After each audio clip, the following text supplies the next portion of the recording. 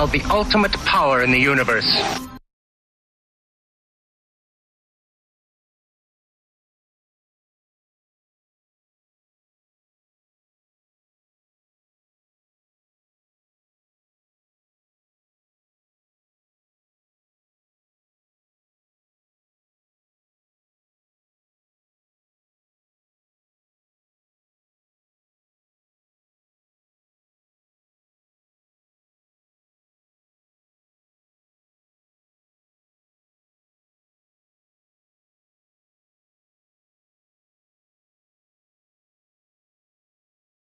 Okay, yeah, I'm based in Israel.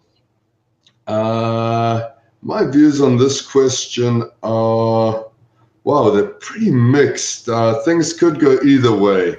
The way I see the internet going, it's not going to be, we're not going to be using keyboards, we're not going to be using physical interfaces, we're going to be jacked straight in with with headsets, basically, or even implants. There's going to be no privacy.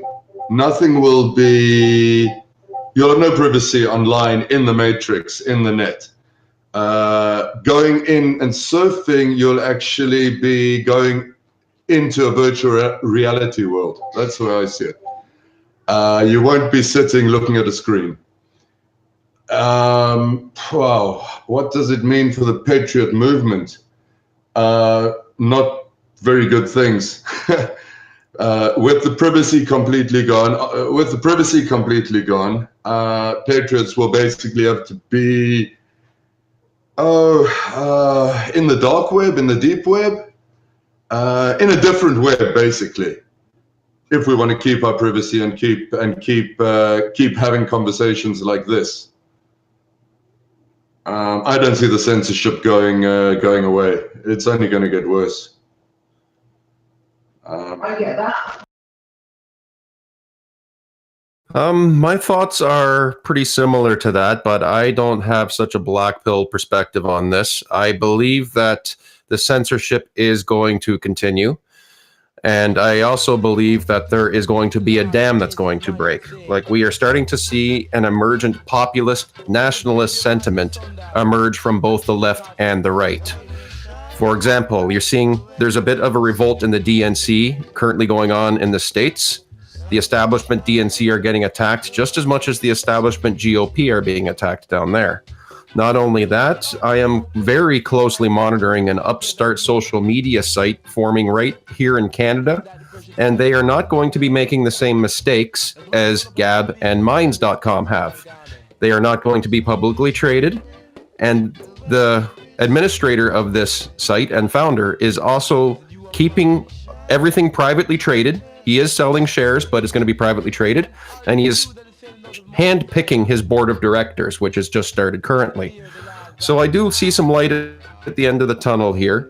We also, if anybody has been tracking Roaming Millennial and Tim Pool on YouTube, you would have noticed that they are getting ads from an agency called CRTV, which they both are also affiliated. This is a good clue of the alternative media turning into the mainstream media, and it's starting to eat at the weakness that the likes of the media cartel of Viacom, CBS, Disney even have been not taking advantage of very well. Now, I don't know what the near future is going to hold, but I do agree with Enoch. It is going to get worse, but it is going to get worse before it gets better. And that's what I'm counting on here. That is my analysis there, Ria. Okay, my darling, thank you. And so there's a couple of points I want to say hello to some people in the chat. Hey, you guys in the chat room, the panel, do you want to go onto YouTube? Don't have the volume on so you can see the live chat yourselves. So can you, the panel, can you sign into YouTube, please? So you can comment on the comments in the chat. I want to say hey to LCB. We're going to be covering a story for him on another show. No Way, Silo, who else? One Flew Over the Cuckoo's Nest, Jane Austen, Lady Steph C. Hi, Lady Steph. Carol Wilkes, Ron Pole, and Val, I think, is also in there. Hi, you lovelies. So if you're just tuning in, guys, this show is going to be answering a question with a panel of about a growing panel. I think we're up to about 10. of what will the internet look like in 10 years' time, and what does it mean for the Patriot message? So that's what it's about. Okay, Ed, what are your thoughts on this? Unfortunately, my ideas or my vision for the future is a little bit more grim than the previous two. Right now, we've got fiat currencies. We know there's going to be a financial reset. Trump has predicted it. He said that it's going to happen, or you can hear it coming through Q posts. So the debts have become unbelievably huge. So the dollar collapses. Then you got no more distribution. So we're going to have a short little while there where there's nothing happening, and prices of gold and silver skyrocket. Now, what happens after that? Is there a new dollar that comes up? Is there one world currency? It all depends what happens after this next reset that we're expecting in next anywhere from a week to 2 years from now. Censorship, it's going to get worse. I agree with that. A lot of people on the left are controlling a lot of these major companies. We've heard that social media will go silent for a bit. DNC is probably going to be pushing that. 10 years out, yeah, it'll come back. What'll it be like? It's hard to say. It depends who controls all the money, who controls all the wealth, and how bad does it get before it starts to improve. I've got you. That's see, there is some optimism as well, and the social media network that Bullrock was on about is Canond.com. Canond, CANUND.com. Canond is run by a Canadian patriot named Scott. He's a good guy, and it looks just like Facebook but doesn't act like Facebook. Okay, we're going to bung it down to who we got. Fred, what's your views on this? My view is that we're going to go the same route that the Chinese are going, and if you are deplorable, you will not be allowed on the internet in 10 years, and that's your ultimate censorship. So we best enjoy what we have now while it lasts. Well, so Fred's saying, you just heard from 3 people from Canada there, guys. And Fred's saying, I believe that we're going to go the social credit score. What a shame. Oh, my goodness. Thanks, lovelies, for joining. Have I said hello to everybody in the chat? I think so. Who else have we got down here? Night and Day, what's your views on this? He's from the UK.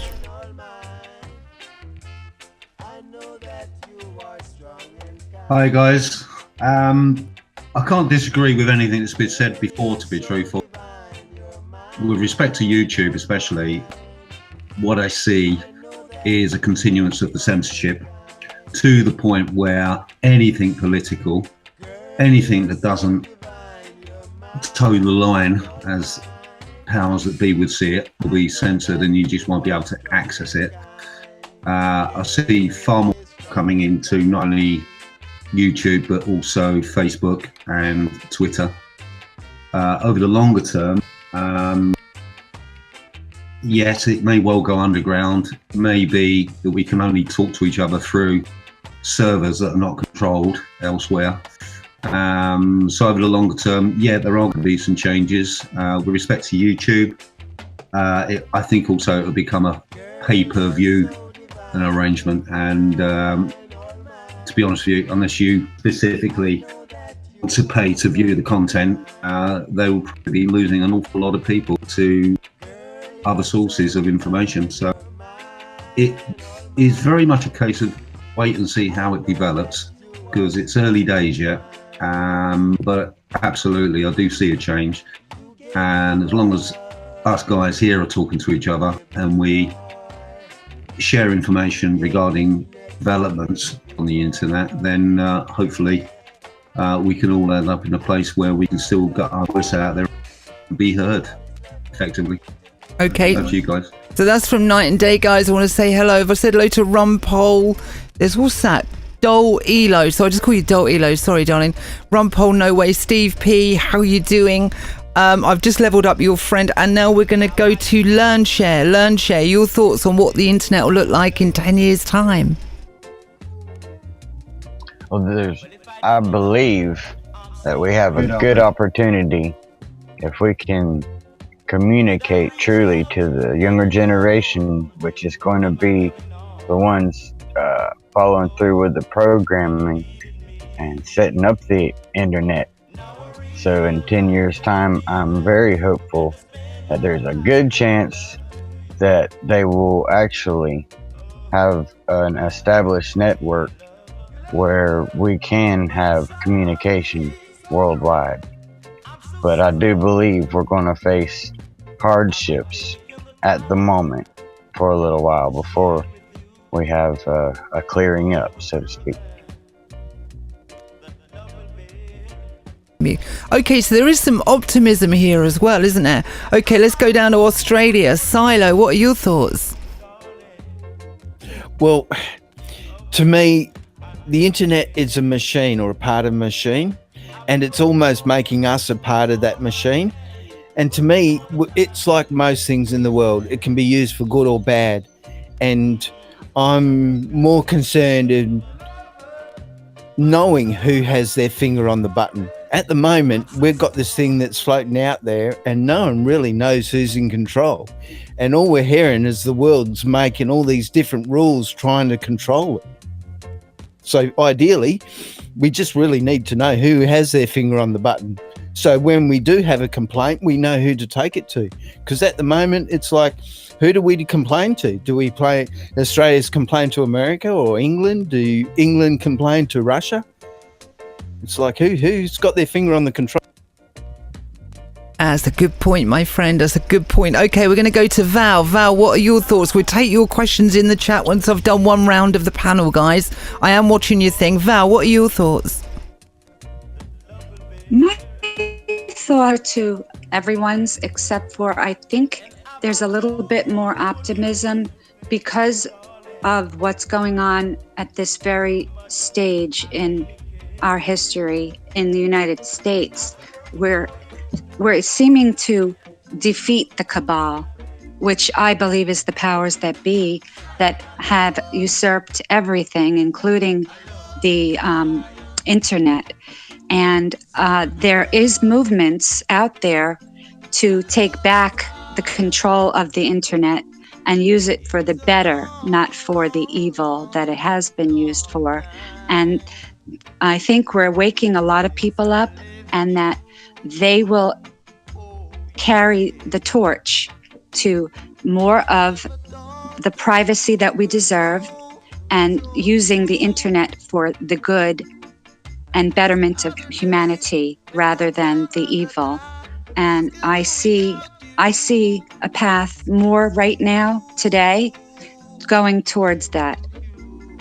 Wow, that is quite optimistic. Okay, so what else have we got? Thanks, Val. And the next one we got up is Viking. What are your thoughts on what will the internet be like in 10 years' time? Oh, sorry, I just jumped in, so...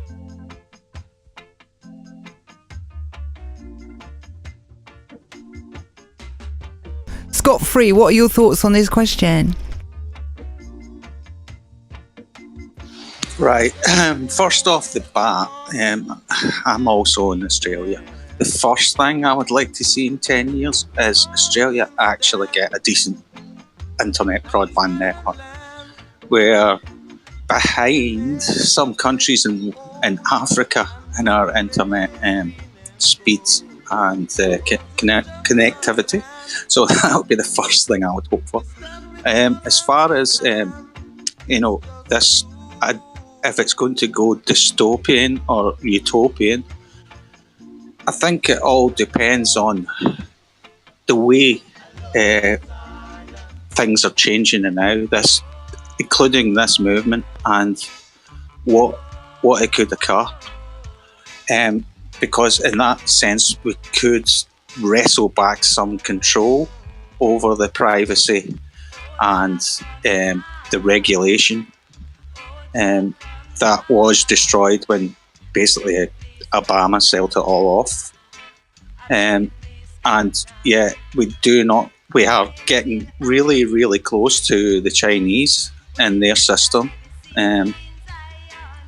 where it's, I don't know if anyone's seen the Black Mirror episode, but basically, your whole life is judged on the amount of likes you get and the amount of positive things you say about the government and the people in the government, you all get bonus points. I do not wish that to happen. I'm interested in technology, but I do not want to see it go in the way of AI either.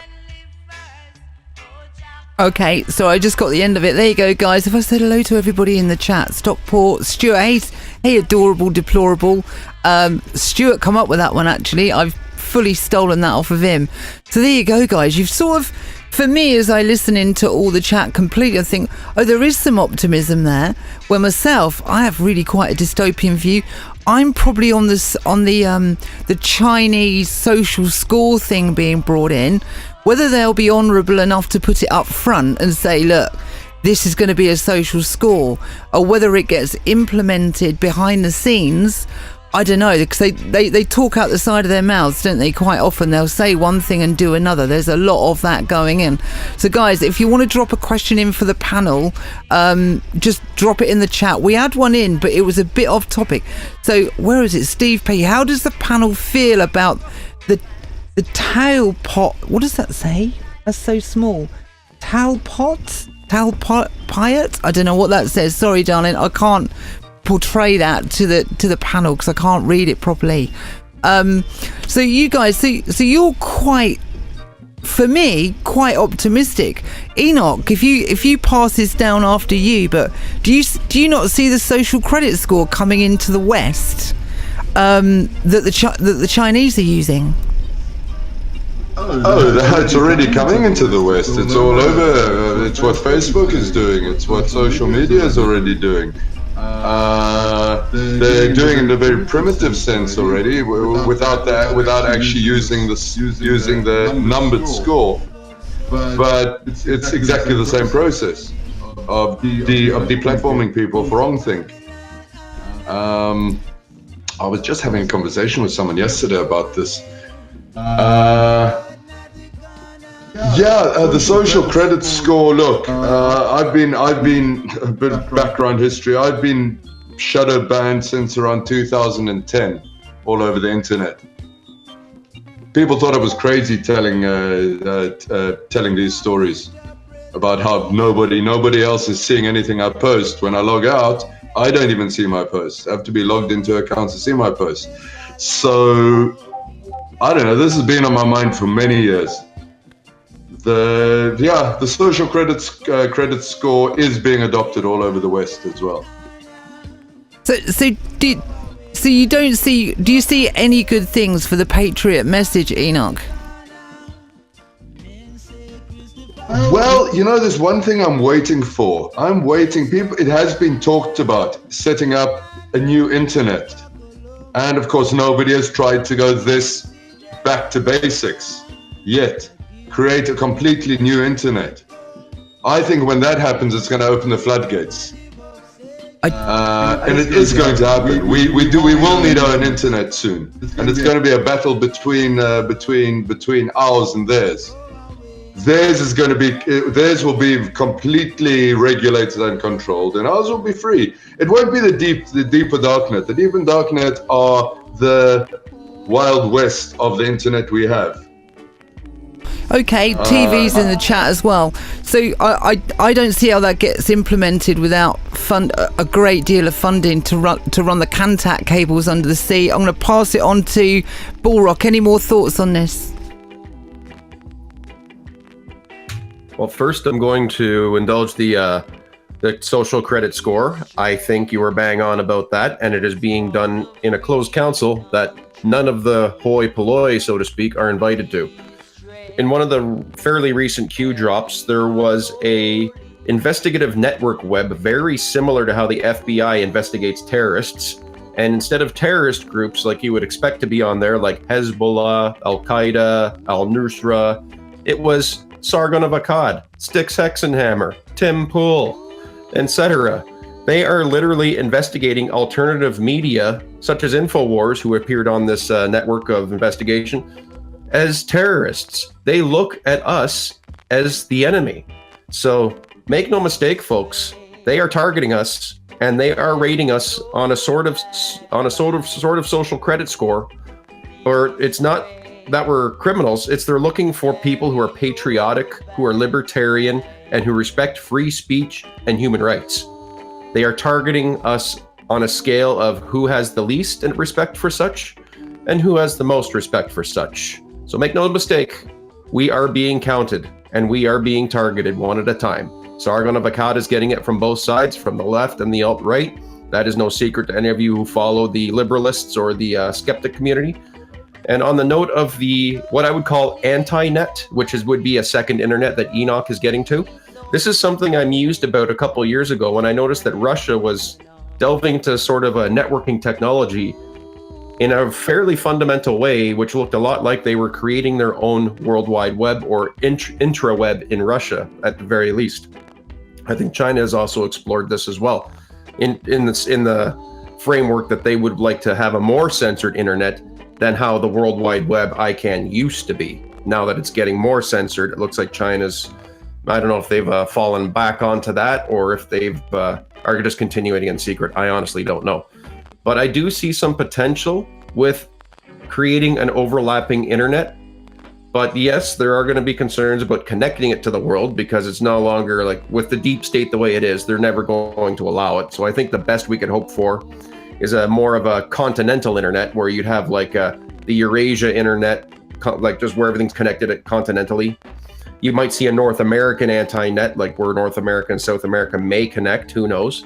But if you're going to have large bodies of water, which is going to cost ridiculous amounts of money to wire up, like Google spent, I don't know how much money on their underground cables, which sharks are attacking, by the way. I think that's kind of funny.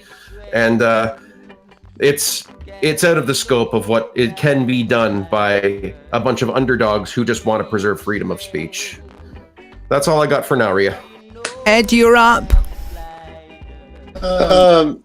You guys are probably very familiar with Elon Musk and how he's launching all these satellites up into space for the new internet. SpaceX program.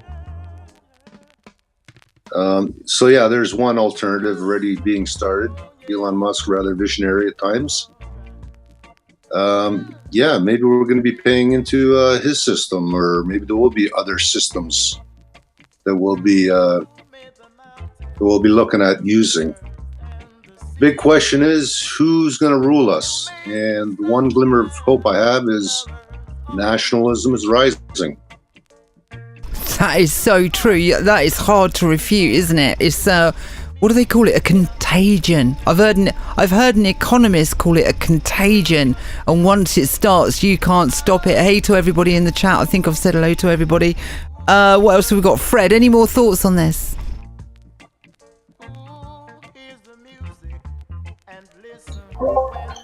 Yes, the only other thoughts I have is that when you go to the social scoring, it's going to take some pretty smart people to get around that. Otherwise, the internet's going to go the same way it is in China. If you don't have a high score, you don't get to go anywhere. About all I got to say.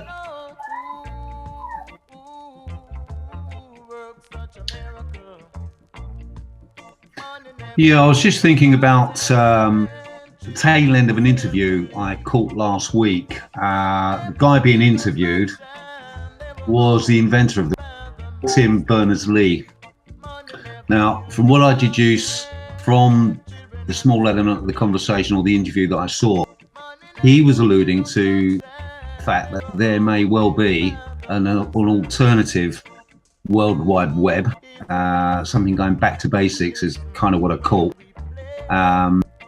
where it's not so heavily regulated or censored much as it is in the current situation.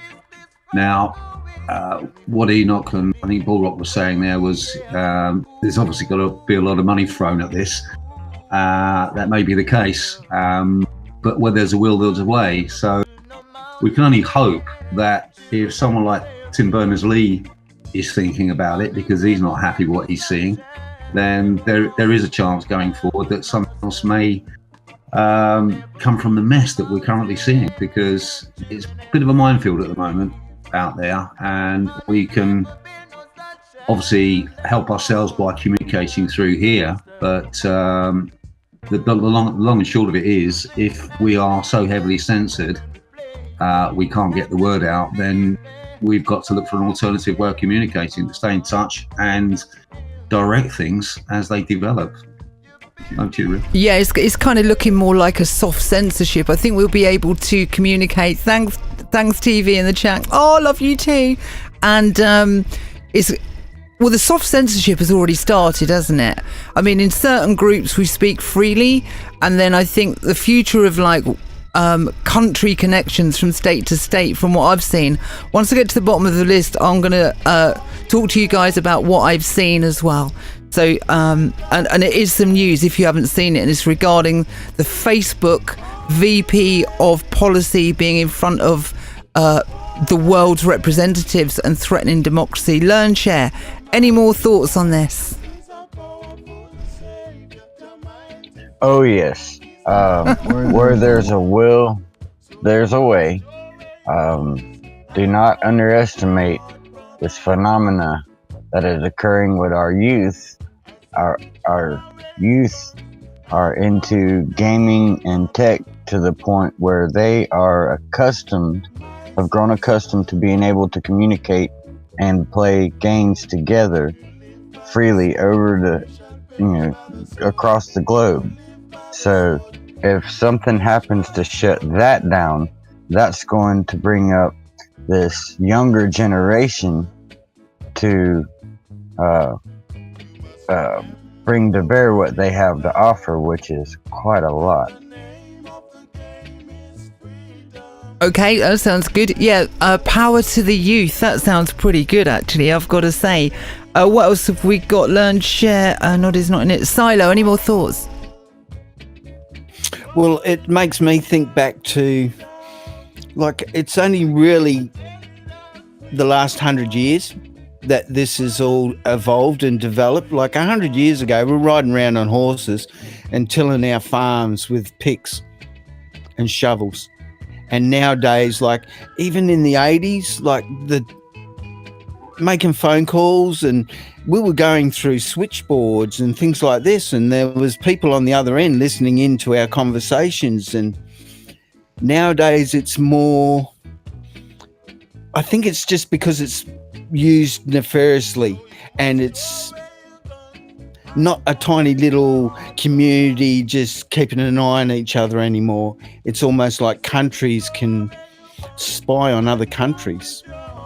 It's a weird, wonderful power that we've been given, and we're at the beginnings of, really. How we use it is up to us. Like, it's been developed to control us and to make us a part of a machine. But what I've been witnessing over the last couple of years is that the human element of it is actually fighting back. I don't know. This is just my thought. Got to spread the love, right? Thanks, guys, in the chat. Oh, my goodness. I'm a bit blown away by that. Val, any more thoughts? Well, there is a movement for a Bill of Rights for the internet, and more people are becoming aware of that. And really, all of us do not want to see us without our rights and our privacy. So I cannot see why we would not move forward with a stronger movement. Other than that, I really can't say much more. Yeah, it's getting to the end. Scott, any more thoughts? Yeah, can you hear me now? Yeah. Yeah. Well, I could just kind of bounce off of what everybody else has said. What Val just said there, the Bill of Rights, yeah, something like that, like basically an internet Magna Carta would be an amazing thing. That would be like a common law of the internet. That would be an ideal situation. And what Learn Share was saying about the youth, yeah, they are just a couple of steps away from being cyborgs, almost. So actually shutting down the internet would be a good thing for them, because we need to get back to just the basics in a physical sense as well as a mental sense. Oh, I get that. God, that makes finding. I mean, many things in life is about balance, isn't it? It really is about finding the balance for stuff. So, I'm going to brief you guys. I don't know if anybody saw. I was working in the studio, and I listened to the whole event where there's a committee got together. I can't remember the acronym for the committee, but they come from different parts of the world, and they were holding Facebook to account. Now, Zuckerberg was supposed to turn up. And instead of him turning up, he didn't turn up. He sent the VP of policy, Richard something, is a Sir Richard something, an English guy. So, having listened to everybody around this table, and they were from all over the world. US had representatives, Canada, UK, Singapore, Sri Lanka, France, you name it, they were all there. So they'd all turned up to this meeting thinking Zuckerberg was going to be there. Dude doesn't turn up, do you know what I mean? So this guy is in for a real beating because Facebook is kind of leading the way in the model, because they've got the biggest per capita, haven't they? Got 2.2 billion people in there or something. It's bigger than any one country. And there's a guy pipes up from there, from Sri Lanka, and what happened was this. Somebody put on a post, so basically this is leading to defining what's hate speech and what's free speech. So within Sri Lanka, somebody posts a post that says, quote, "Kill all Muslims," unquote. This circulated around Sri Lanka, and someone from the Sri Lankan government reported it to Facebook. Facebook comes back and says, no, we don't take it down, it doesn't violate policy. And this thing went viral and triggered the country into a national emergency. Right? It went into meltdown over one post. So they're all just talking the same language of the social media in its current form threatens democracy. They all said the same story, every country there, and Facebook is simply deflecting everything that comes at them. That was the whole story. But because they've moved it into... Because nation states see it as a threat to democracy because of interference, Russian bots and what have you, that's their angle on it. And they're all going away individually and drawing up a policy to look after their own country. But the problem is the internet isn't per country, or is it? So I ask you, will the future be you will only be able to access the internet socially per country as opposed to it being international? Enoch, your thoughts?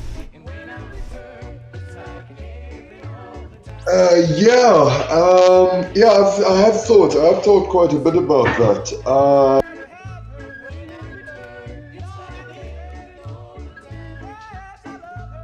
Oh, we've lost you, so you've just disappeared. Okay, we're putting it down to Bullrock. Your thoughts? Check.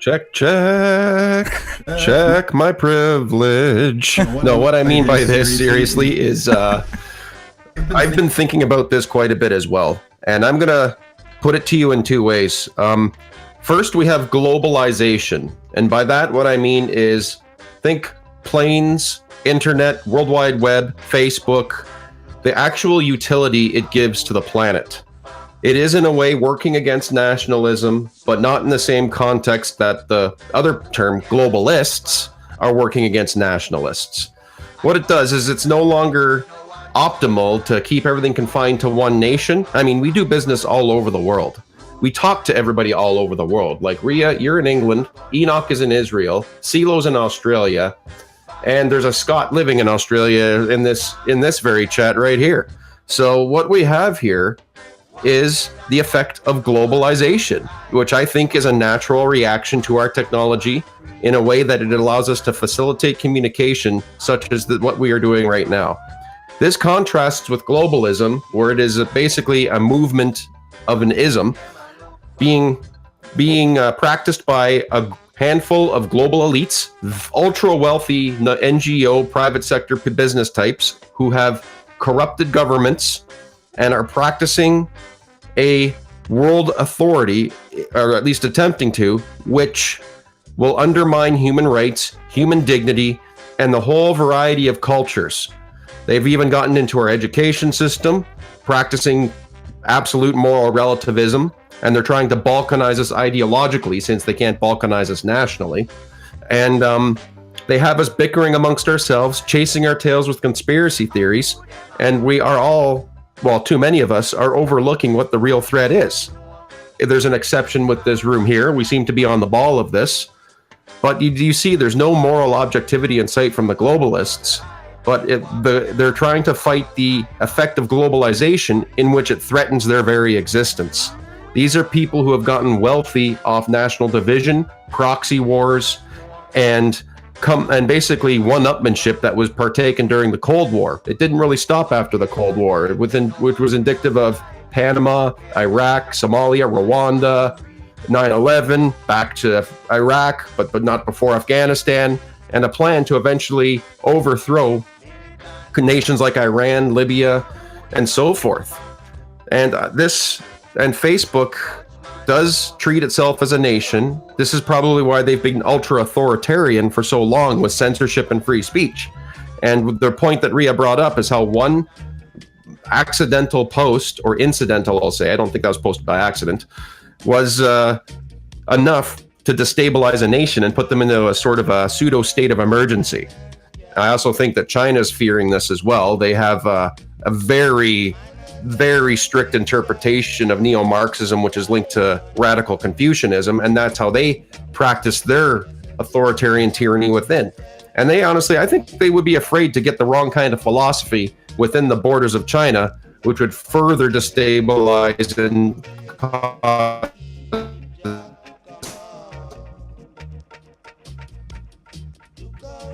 Okay, Bullrock, you disappeared there on the link. I think that's something to do with the link.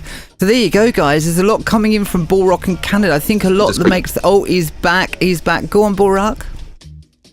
Yeah, I might have dialect there a little bit, sorry. But what I was saying is there's a lot of old money invested in keeping division going and invested in keeping people silent enough to what these elites are doing. Because I honestly think that after the Cold War ended, there was an entity within NATO that was rich off of the human trafficking of displaced people, refugees, selling weapons to proxy groups such as Al-Qaeda, who were working with NATO during the Cold War. There's no mistake about it. The Mujahideen in Afghanistan, Pakistan, they all go back to the CIA. So does Manuel Noriega in South America. And they have been also selling, on the note of South America, drugs. You got the drugs. You have weapons, drugs, human trafficking, and there's an entity at the top that is filthy rich off of these sinister and disgusting activities. And they are trying to protect their own. They will not shrink. They are actually doing the most narcissistic thing possible. They're trying to dumb everybody down, keep us bickering amongst ourselves over false flag ideology and philosophy, while they continue to proceed to screw us over in the background behind a closed curtain. That's all I got on that for now, Ria. And there's one of the voices from Canada, guys. So, what can you say about, what can you add to that? It's hard to disagree. I want to take some of the comments in the chat. We've got somebody's commented saying we're living, that's Stuart Walker. We are living in a technocracy. We most definitely are. And it's kind of all a bit lawless at the moment, isn't it? And we've seen outbursts ourselves of undesirable trolls on the net, and it all needs dealing with, but we've kind of learned to deal with it, haven't we? But I think there's a lot of substance in what Bullrock says. Ed, what are your views? Do you feel that this all goes down the same road of censorship, Ed? Well, it is censorship, and censorship is nothing more than controlling the population or the masses or the people, or getting them to do what you want. Who's going to rule us? That's the question. And that's why I'm excited about nationalism. And I'm sure there's the powers that be that are being threatened by what's going on the internet. That's why a lot of the, look at the Faith Goldie, Kevin Johnson's, all these people that are getting shadow banned or just taken off. Look at all the games that they're playing in the States with, what was that platform that got shut down after the Pittsburgh shooting? Oh, Gab. Gab got shut down. So the elites or the powers that be are playing with us. Will we ever figure it all out? You never know. But this is the biggest threat is knowledge and truth. And that's the biggest threat to the powers that be, that once people really figure out what's going on, that could start an uprising. This thing is huge. Like, it's opened my eyes a lot, getting on the internet, seeing all the alternative views. And you see a lot of garbage out there too. But if you got a little bit of thinking going on, you can pick through and see what's actually realistic, what's actually plausible, and you can get a feel for what's coming down the pipe. The other question is, we were talking earlier about who controls the web or the internet. Who controls the keys? That's a question. I know there was something about that a couple months ago. It was San Francisco, but I never really got a handle on what they meant by the keys of the internet. Anyone else can add to that, please? Yeah, I'll jump in there. So, if I may, go on, Bullrock, go on. I have been suspecting for a long time, and I've been watching suspicious behaviors come from Tim Cook and Apple. I also have some suspicions about Steve Jobs' passing. I don't think we're being told the entire truth there. And I honestly think that there is a cloud IoT cartel connected to ICANN. They are making decisions in the background. And I do believe that you have to look very suspiciously at companies like Google, YouTube, Apple, and Facebook. I know, though, I am almost certain those four are involved. There may be more. But for now, I do believe there is a Internet of Things or a cloud cartel that is really pulling the strings. And I don't think IEEE anymore is calling anything. Sorry, back to you. Okay, Fred, your thoughts? Yeah, what I see is that money is pretty much irrelevant nowadays. Everything is on the internet. Try to get gas at a gas station. The internet goes down, you can't get gas because everything runs through the internet. And if they really want, they can throw a switch and there goes the internet for us. It'd be a terrible thing. Okay, there's Fred. He's also from Canada. Night and day, your thoughts? I look at what we're seeing as an iceberg. The little bit we see above the surface, i.e. the censorship, the fake news. Obviously, all of us in here, and probably many other people out there, aware of what's going on.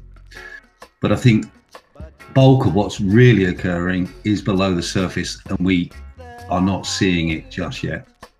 I think over the longer term, with freedom of speech being eroded, and it's very evident in the UK recently. You've only got to look at the situation with Tommy for an example, where, he says something and within 5 hours he's actually behind bars after going through a kangaroo court. So there are other things occurring, and I think in the UK, freedom of speech is all but gone out the window, and I don't doubt that's occurring in other parts of the world, in Western cultures. So I think over the longer term, with respect to the internet, with the heavy censorship that's going on, it may well end up that you can only access information in your country, which whoever's pulling the strings will allow you to see. And the only way for the likes of us here from all over the world to continue communicating is for something to grow outside of the current World Wide Web situation. There's got to be an underground or some other way of communicating where we can stay in touch and still be aware of what's going on in the world. Because at the moment, it all looks to be going down the wrong path, which is a bit unfortunate. And it's good that the likes of us in here and others that we introduce to the information find are beginning to become aware of what's occurring. I regularly talk to people about what's happening out there, and they're oblivious. They're like the ostrich with their heads stuck in the sand. Most people, they believe everything they see in the mainstream media. And I know from Canada and from the UK, they are heavily promoted by the governments in this. So the agenda you see on the screen is the government to portray or put out.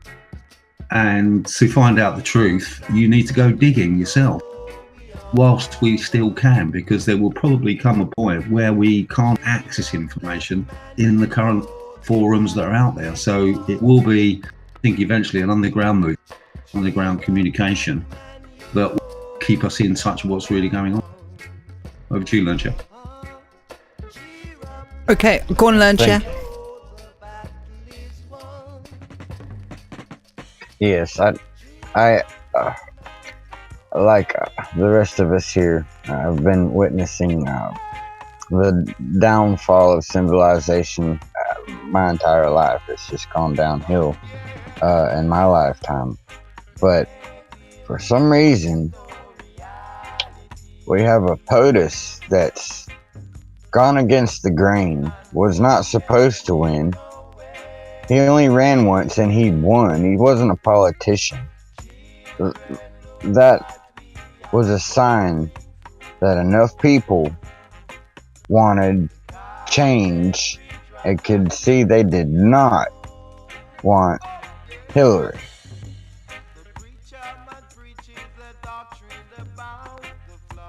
Have you? All right, I'll see you there. Oh, okay, so no problem. All right, so Prometheus, we're on live. We'll get you in a minute, my darling. I think that's a good point. I was going to frame it over to Q for you, Lernche, but I'll do that on the next one. We're going to drop it down to the next one in line.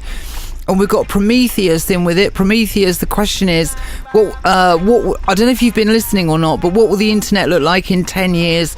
It's found its way to censorship and a movement needs to happen. What are your thoughts on this, Prometheus? Can you repeat the question? I actually missed most of it. Okay. And Ed just came and called me and asked me to pop on. I was just in the middle of doing some stuff, so I'm not really sure what the overall direction. What would the world be without internet? No, I'll reframe it for you. So the questions are, there's two questions, one main one. What will the internet be like in 10 years' time? And what are the ramifications for people trying to get a patriot message out? Okay, well, I think that for anybody that's actually paid attention to the way the internet's developed, especially over the last, say, 10 years, they've noticed a big change from being an open platform like a library to go and get information, to touch base, to communicate, share information, share files, to a very much a TV or a cable scenario where it's programmed. Quite literally everything that we do, even with a lot of people that don't get it or don't notice it or don't accept it or don't recognize it, everything is fed to us, especially with the internet, because that's the tool of the day. That's the TV of the 50s. And you're going to find that you're connecting with people of like mind on topics that are similar interest, but it's always coming back to whether that message is honest and true or whether that message has a slant, a direction. And if we do the right things, we can benefit from it, not just as individuals, but as a society. So what do I see it seeing like in 10 years? All the shit you see right now, amplify that by 1,000 and monetize it, because quite literally everything is going to be monetized. We're seeing it today. You get a cell phone, you have to buy a package, a subscription. You get cable TV, it's a subscription. You buy Food Club, go to Costco, the Food Club. You buy a membership to be able to shop there. Everything is monetized. That's the direction we see the internet going.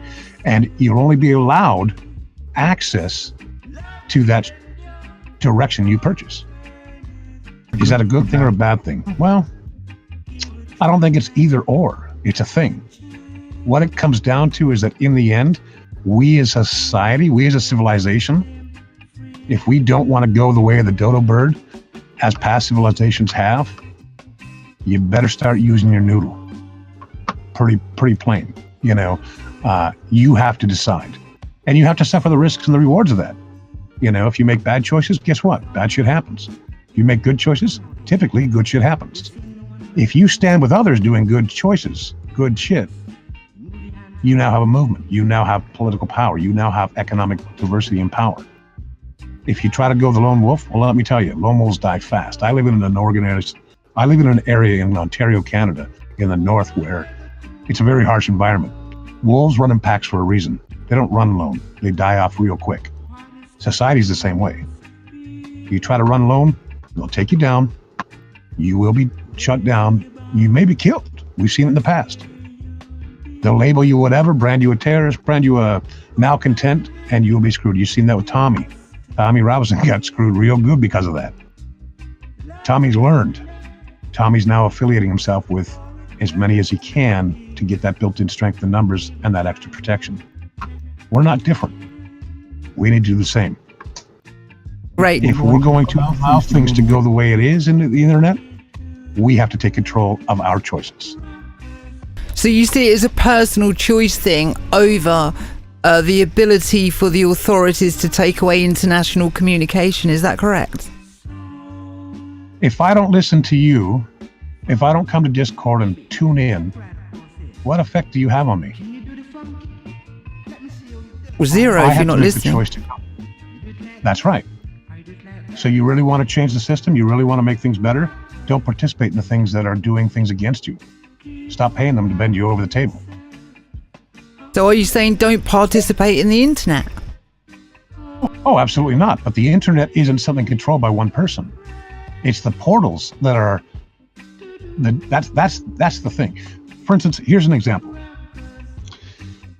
How many times, say in the last 30 days, have you seen a complaint by somebody you know on Facebook about the censorship on Facebook and how they don't stand for it, how they don't agree with it, how they don't support it, how they don't like it?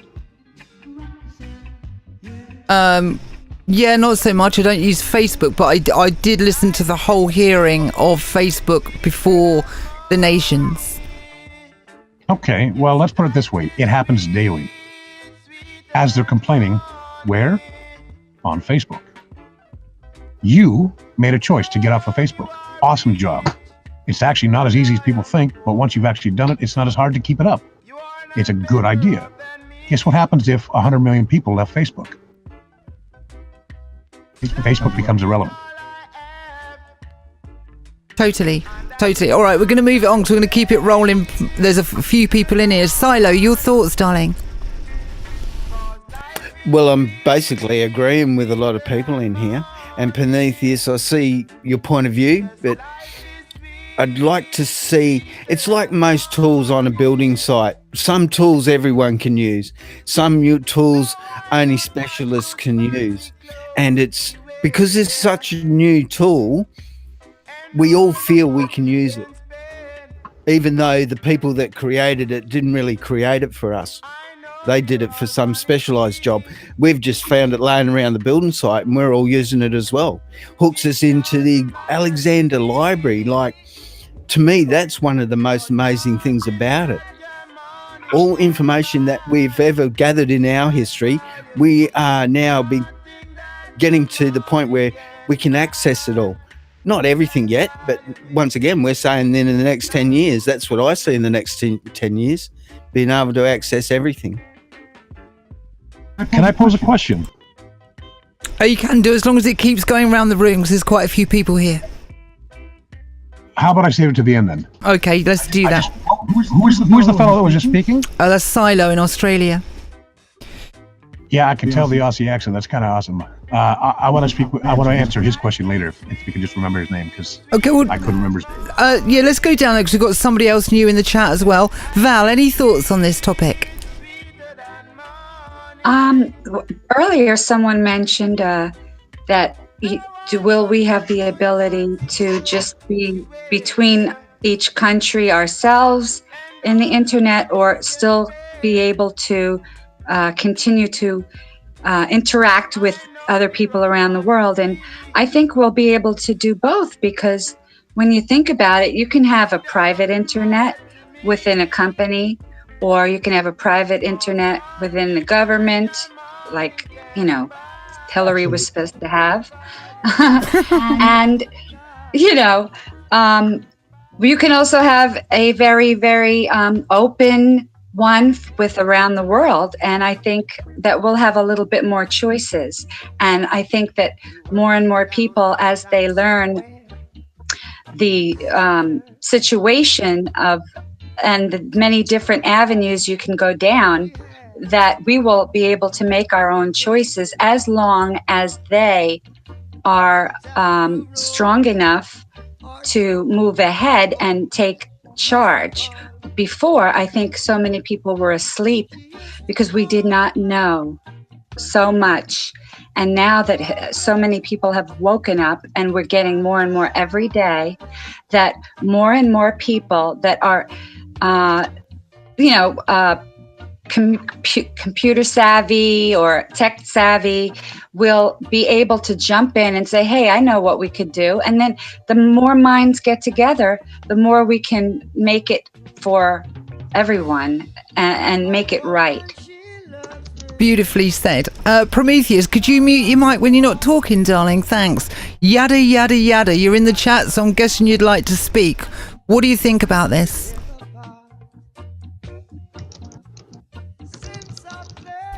Prometheus, could you mute your mic so we can hear you typing, darling? Yeah, so how do I do that? If you have a check around, you'll see it. Let's just get it down to Scott. Scott from Australia. Your thoughts, darling. Scott.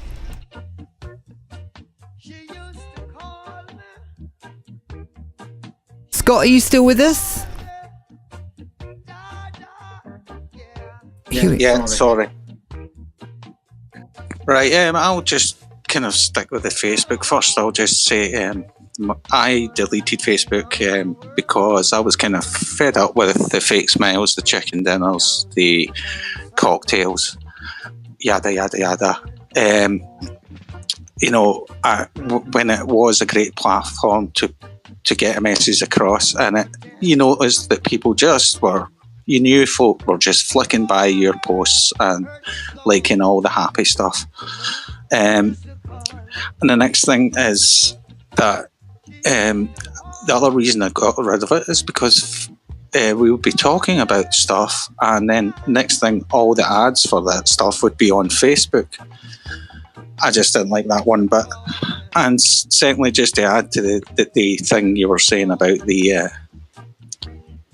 committee where Zuckerberg didn't turn up, George Soros just recently shorted out Facebook stock as well, just a couple of days ago, and he is chasing after Zuckerberg and social media for some reason. That's one thing that I'm very confused about, why he is so anti-Facebook. That's a riddle for me. That's all interesting stuff, isn't it? So let's go for a free-for-all then. So basically we've got a social credit score coming in the equation. We've got personal choice from Prometheus. We've got Val coming together with something quite positive. We've got Bullrock sort of saying, well, it's not looking good no matter how you look at it. Ed, I think, is on a similar vibe. Fred's the social credit score. I don't know if Batfink wants in. Batfink, do you want to speak in this or not? Okay, I'll take that as a no. And I want to drop it over to LearnShare, because LearnShare is within the community, within the Q community. And I'd like to ask you, LearnShare, do you feel that the community, the Q community, not that you could a big deal that the EU is going to do the link tax, but your end, does it ever get spoken about how to tackle the censorship and the regulation that's en route, darling? Indeed, constantly. As far as the group I'm able to study with and reciprocate in kind, as far as helping discern the truth, boiling down to the simple fact that we do have a choice to claim our personal sovereignty, then to do our due diligence in our nation. Once we understand that we have this choice to take on this responsibility, then when like minds come together, as has been happening, a lot of truths begin to become more apparent and obvious, and the patterns that have been used against us have become more and more obvious. And it's not just people that are in a movement or in a study group. This is basically awakening that is taking place worldwide.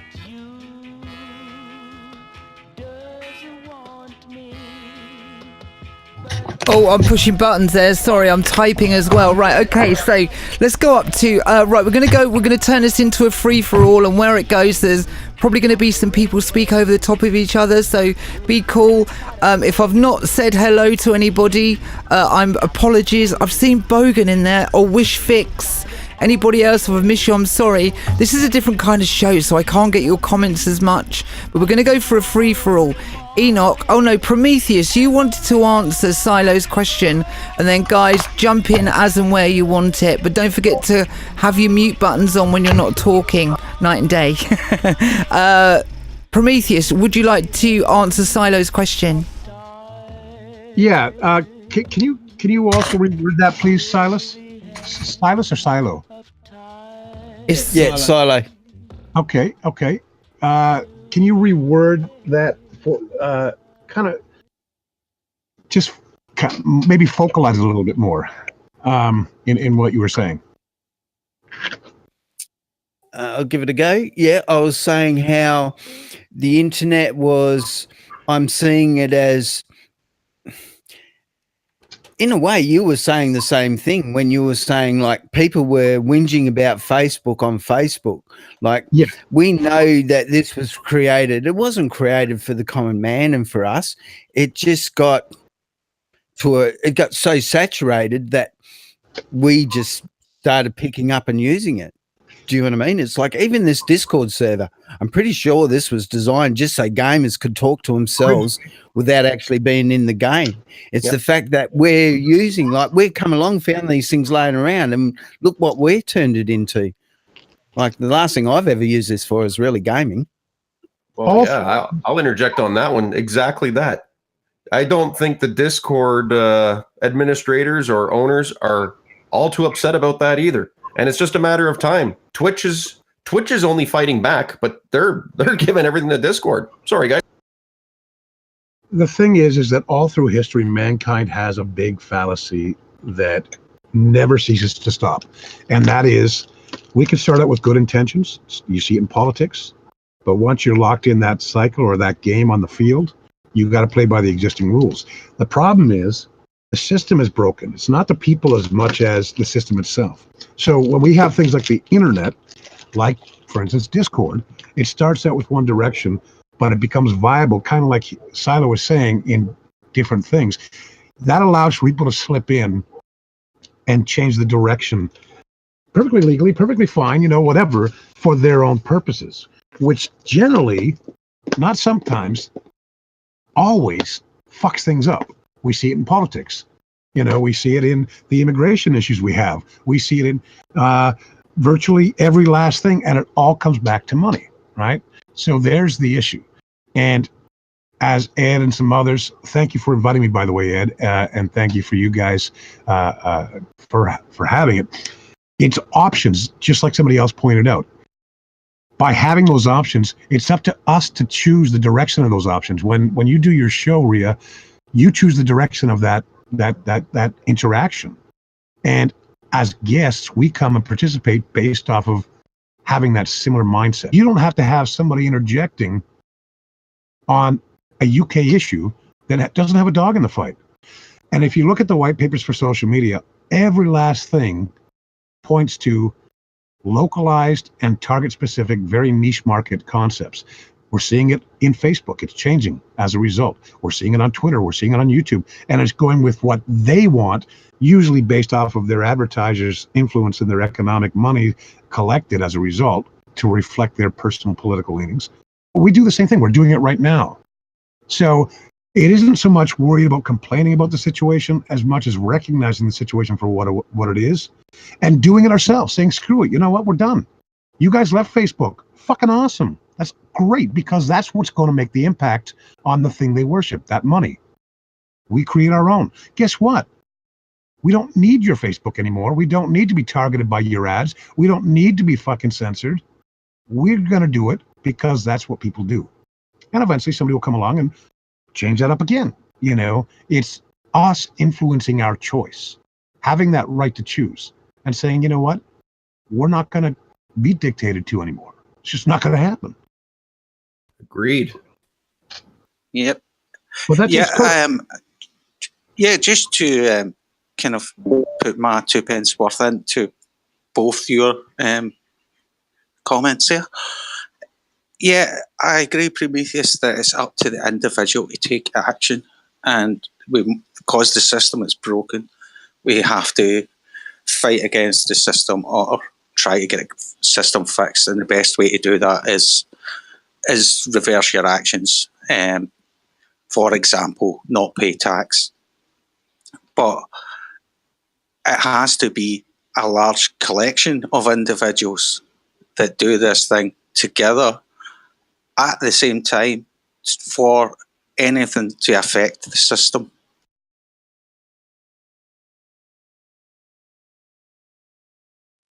I have to agree with you wholeheartedly. Coming together collectively to accomplish one common goal. You have to look at it like a hive mind.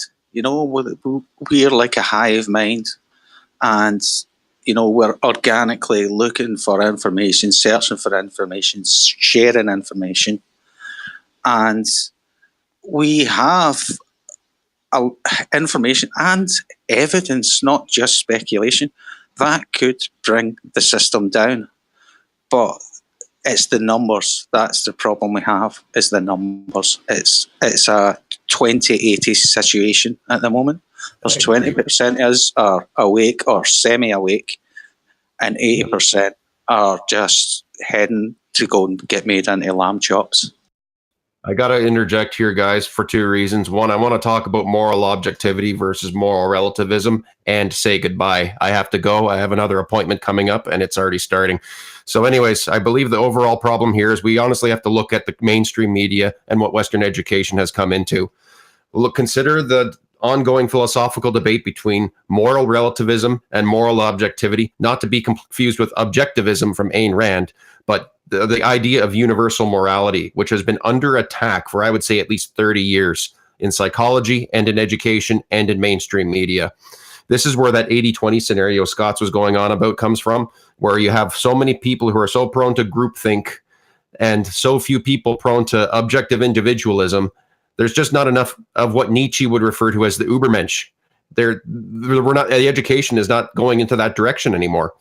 They have neo-Marxism practicing in Western education. This has been going on for decades, and you have far too many people, like when they are presented with unrevocable facts, they still don't listen. Baby boomers, unfortunately, are very prone to this, and so are many millennials that we always stereotypically refer to as hipsters. There's just no talking to them, and there is, unfortunately, very few of us who are able to think for ourselves and see these things through an objectively moral lens. But anyways, I got to say goodbye, guys. I have to leave it at that. It's just some food for thought. I've said all I need to say today, and this was great. Thank you very much, Ria. I am Bullrock, the aggregator for Canadian Prairie and World News, also known as CPON, and I hope to do this again later and listen for us on Long Live Radio on Sunday.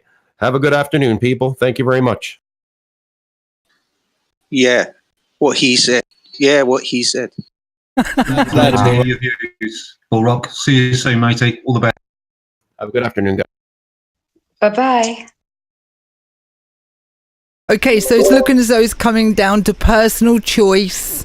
Prometheus's angle is personal choice. Just tell them to stick it, and which I love that, by the way.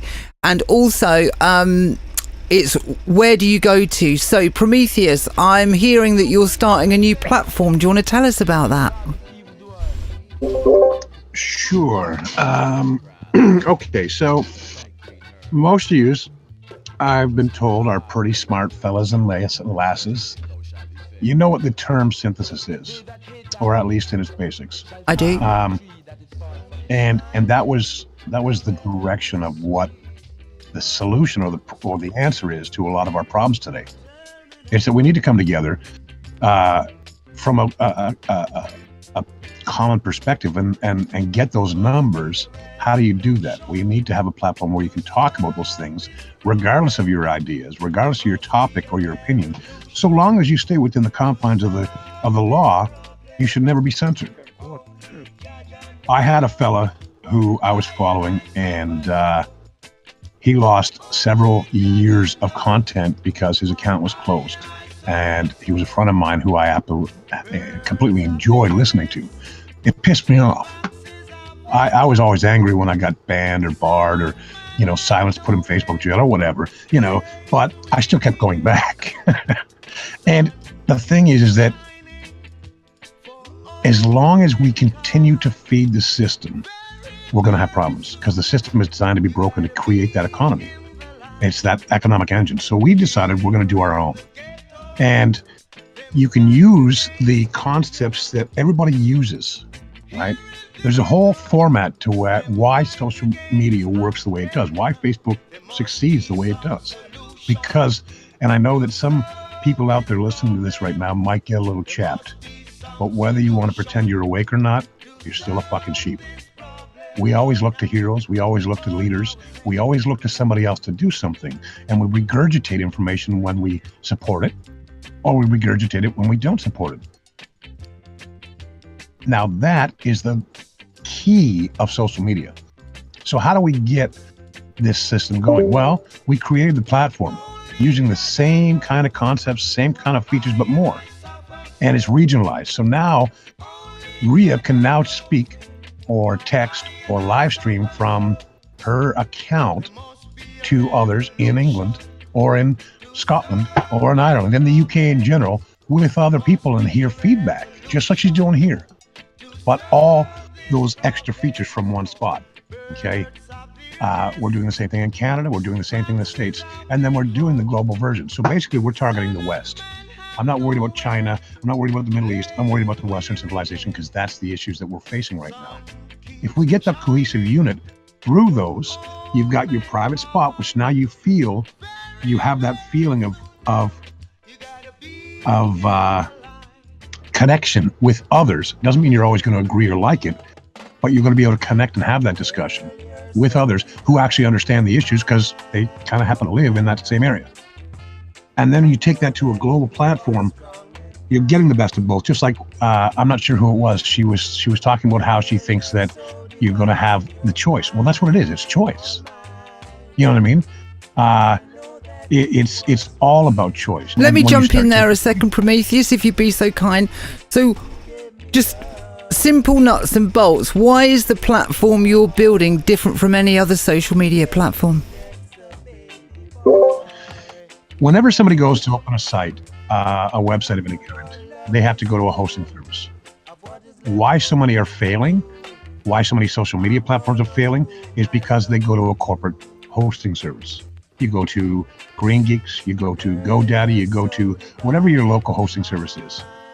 You are now beholden to a third party who can dictate your operations for whatever reasons. They also go to a third party to get that actual bandwidth, which runs their servers, which they sell to you to run your site. So you might stand for censor-free living and the right to free speech, but if it goes against that server, that hosting service's policy, or if that hosting policy server is subjugate to opinion from advertiser society, you get screwed. And we see that. We've seen it happen already. With us, we actually searched out, we actually use independent private servers that aren't corporate based. They're like servers in Ria's bathroom. They're yours. You're not beholden to advertisers to keep those servers going. You're not beholden to societal pressures because they don't know where they are. Okay, let me jump in there as well, because it's getting long, because there's plenty of people in here. So why didn't you hook up your own server and run a T1 connection in? That's exactly what this is. It's the connection is a bunch of T1s. It's its own. They have their own trunk line, and their servers are 100% private owned, because they used to be a corporate hosting service and they shut down. This guy kept them, and he runs them himself for, of all things, gaming, because he's a big Minecraft freak. So that's what they were. That's what they are, is a private server on a private trunk line. Okay, so let's can we just turn this around a bit quicker? Sorry, darling. So with this, so you've got your T1, you got your T1s coming in. You've got a server. Is the server owned by a third party? No, nothing is done by a third party. Not even the plugins to run the site are third party. Everything is all in-house. Right, okay, so you got an in-house, you've removed the third parties. So, and do you draw the policy up for the social media site? Is it you that says whether someone stays or goes and that kind of thing? Our policy is simple. It's all in-house again. Yes, I make up the policy and I consult with others to do so. You will never be censored for your opinion or your topic. You will only be censored by criminality, and that's a choice, a you choice. Only because that's kind of the way the law works. Okay, so you're defined by the law. Okay, so aren't other social medias also defined by the law? They absolutely are, but they're more influenced by corporate dollars. Always corporate dollars. Oh, so are you going to run advertising on yours? Any kind of advertising? We don't. One of the things that corporate people want for their advertising isn't so much to put a banner up so you can see it and click on it. They want your information. Yeah. And they don't care what you put on the site itself. They want those meta packets, that all that information about your habits. We don't store that. I mean, it's always stored, but it's also deleted and then rewritten over top. So there's nothing to sell. So we actually won't be viable to these bigger corporations. Will I support local business, small business? Let them advertise? Absolutely, but you're not after the metadata. You want exposure of your site. You want exposure of your banner. Okay, no worries. I'll be interesting to look. Once you get the site up and running, Prometheus, I'll be interesting to scale through the cookies and see what comes with it when people log in. All right, we're going to move it on because there's loads of people on here. Enoch, anything on your mind at the moment? Ria, I just posted in the Discord chat as well. I am absolutely exhausted from work. And it's a pity I haven't been up to contributing more to this chat. It's not a problem. I really have to get to sleep. Hey, sweetie, you bail out and I'll see you another day. Who have we got in here? Oh, we got Joy in here. Joy, do you want to join the discussion or not? Well, I'm just kind of listening in at the moment. I've been quite busy, so I've only just managed to get on, but I've probably missed most of it, to be honest. I don't know what's going on. Okay, no worries. Sit it out then for the time being. Ed, any views on Prometheus or anything anybody's said as we do this final rundown? Yeah, my biggest fear is who holds the keys? Will they turn it off? And the biggest thing out is, I don't know if you guys have ever had hydro shutdown nationally for 3 days or a week. We've had that in Eastern North America. It's happened a couple times in the last 10 years. The elites are going to try to mess with us. Okay, it's a warning. They're going to be messing with us. Somehow they're going to try to get us. The good thing is there's companies like BlackBerry with the Internet of Things where everything's going to be hooked up. We may be using that, or some kind of something else will change. Something else will evolve. Maybe it'll go to 256-bit encryption where we can keep these social media sites up and running. There's going to be some game playing going on. You can count on that coming forward. Now, how we deal with it, that's the million-dollar question. How we can adapt to what they throw at us. I'm with you. Okay, Ed. Thanks, Ed. Fred, any thoughts? Yeah, just remember everybody is really down on Facebook, but Facebook does have a place. Like, that's how most of us got here. Without Facebook, we would not be here. So you got to remember that too. They do have a purpose, even if it's going downhill. Good point. I thought they defended themselves quite well, actually. Night and day. Any thoughts? I was listening to Ed's comments just a moment ago, and I would say I'm very much on the same page with him. I think where Prometheus was talking about his server, I think we're all very aware that no electronic device, whether it's your mobile or your computer, is safe, and they can tap into us and listen.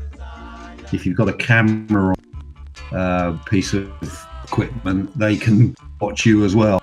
My gut feeling is, even if we were able to use completely private servers, which are controlled by us, I don't doubt they'll still be able to tap into that. And if they so choose, some way or other, they can cut you. That's my gut feeling. They are far more powerful than we know they are. Well, we know they're bloody powerful, fortunately. So we can keep moving forward, try and look for routes around all of this. But the powers that be, those that pull the strings, those that sit in the shadows, and we know not who I think will unfortunately even have a control over private servers over the longer term. I hope we can find a way around it. My fingers are crossed, and I'm sure everybody else here has fingers are crossed for that to occur. But it is a case of keep going the way we're going, see what transpires over the coming months and years, and take whatever appropriate action we can to avoid being regulated or censored or having our free speech taken away. So let's just keep doing what we're doing. Keep our fingers crossed. Over to you, Luncher. Okay, well, let me just jump in there a second. I'm going to be asking you in the chat and everybody in here, once we've done this final rundown, I'm going to be asking you a really simple question, and it's a yes/no answer. But share your final thoughts on this. I just want to echo again the ability to recognize things for what they are, to be able to comprehend the truth, to take back literacy, to claim our personal sovereignty, to go forward there and accept the responsibility of our own actions and be prepared as we can for any situation. I mean, that's all we can really do is prepare and hope for the best, but go ahead and prepare regardless. And that is setting up networks of communication that don't rely on anything other than what we know we can rely on, just in case. Okay, and that would really historically only be HF Radio. Okay, so Noddy, I know you're sitting in the background, but you do so much work for so much of this movement. Can you just say a quick hello? Because Noddy's under the weather. Noddy, can you say hello to people because you're kicking around, just so they can hear your voice, even if it's a bit groggy? Okay, he's not around, bless him. He sounded poorly, you know. Prometheus, closing comments, please. I think that from what I've been hearing from everybody, we're all on the same page. And we know that we're up against a set of people that absolutely are about control and controlling us, controlling our money, controlling our mind, controlling our bodies, controlling everything.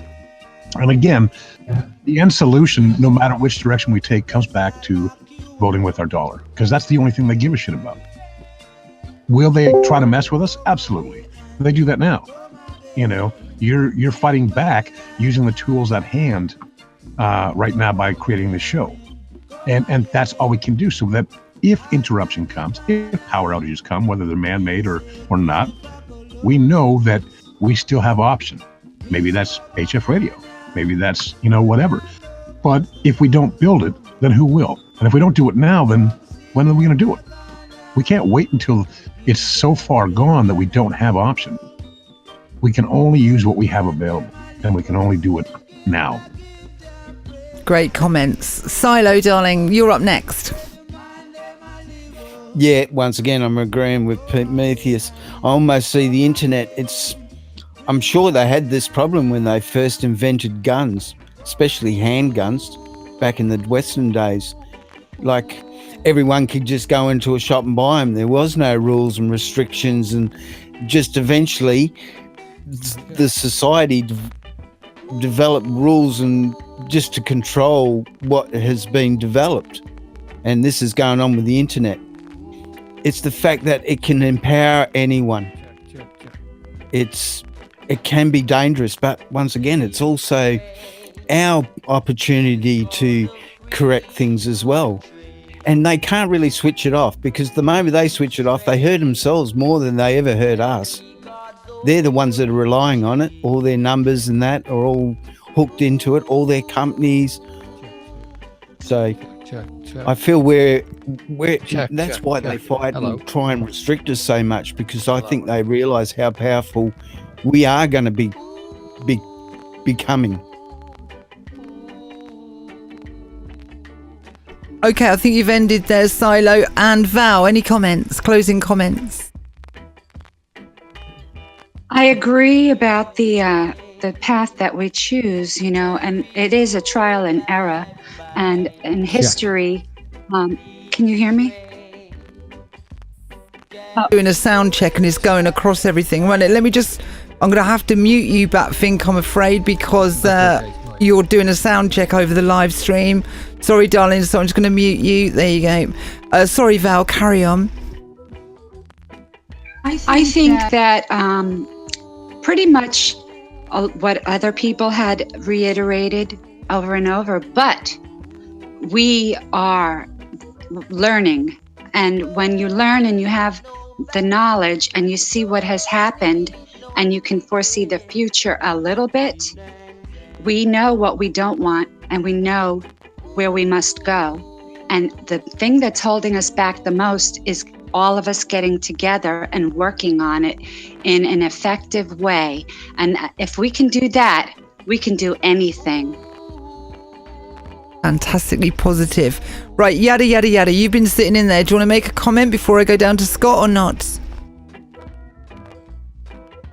Okay, so for future reference, right, for people that turn up in the chat, this is for people that want to speak, not for people that want to listen. If you want to listen, just go to the YouTube channel because it throws it all out. So please bear that in mind for the next time. This is for people that want to speak. Scott, down in Oz there, what are your thoughts?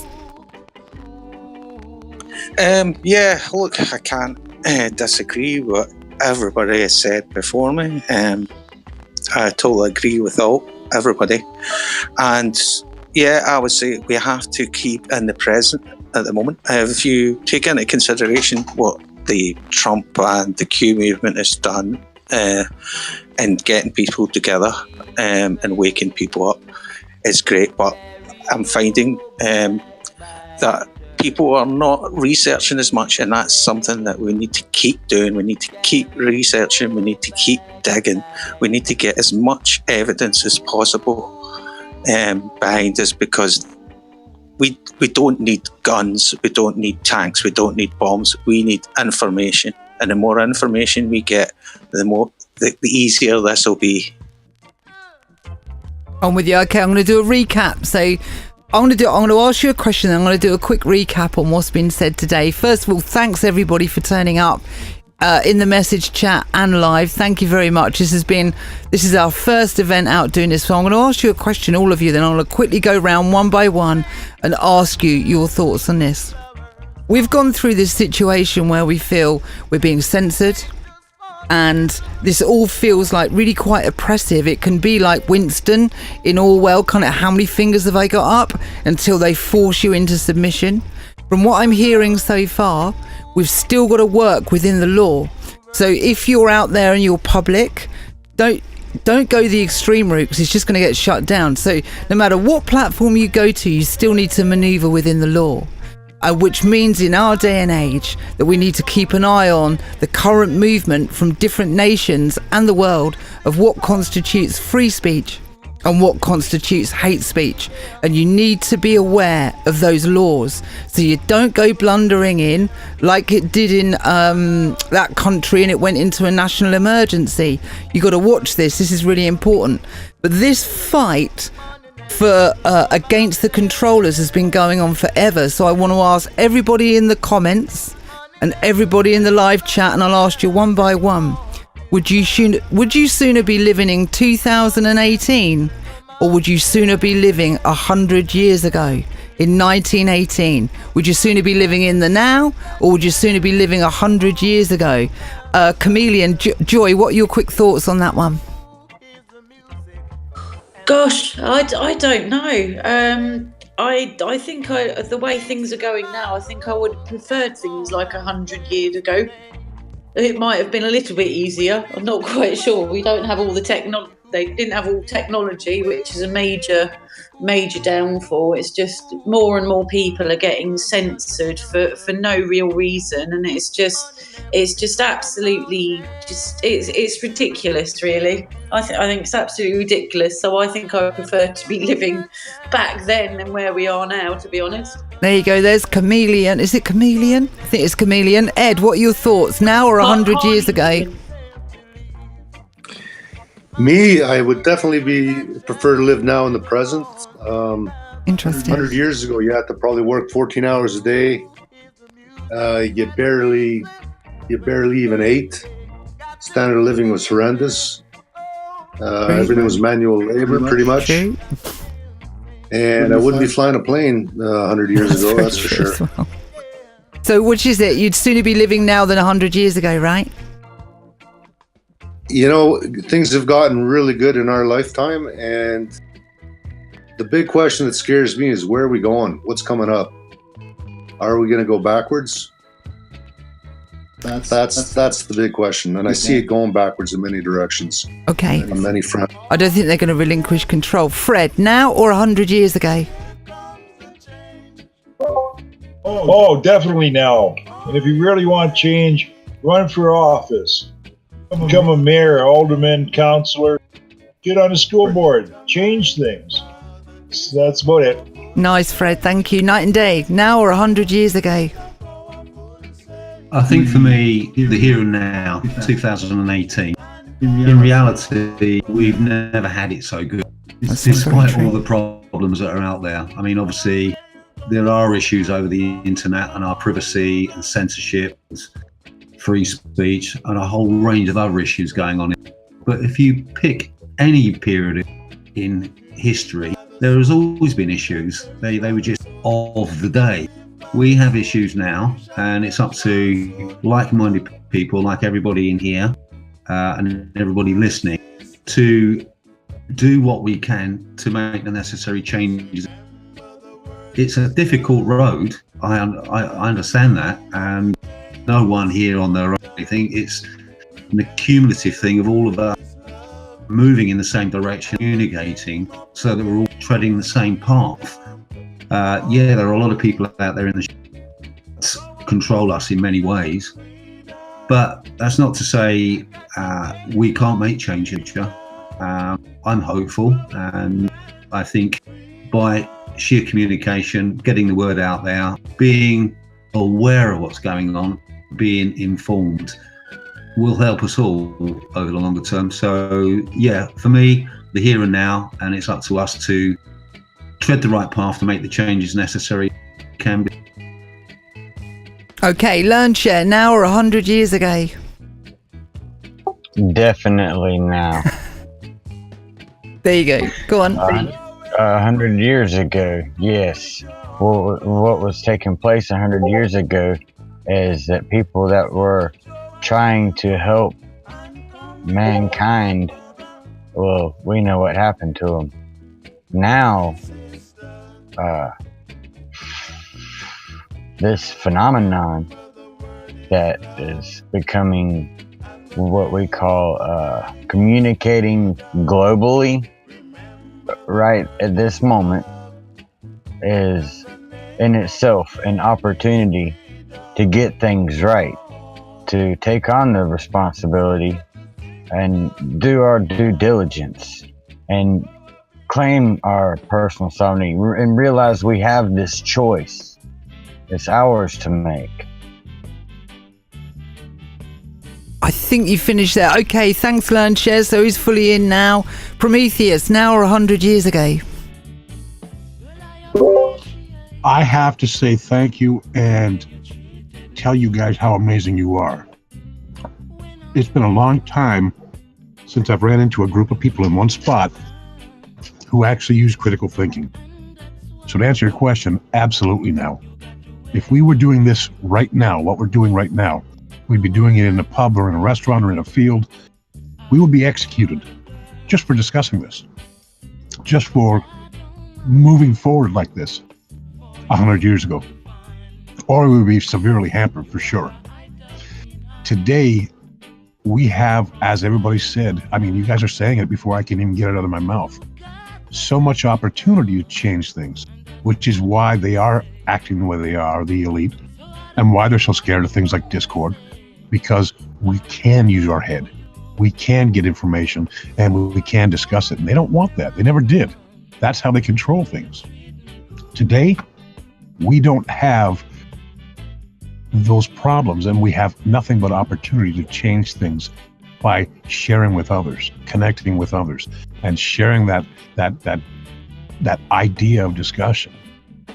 We don't know what tomorrow's going to bring. We don't know what's going to happen, but we do know that we have a chance to write it where we never did before in history. So absolutely 100% 2018.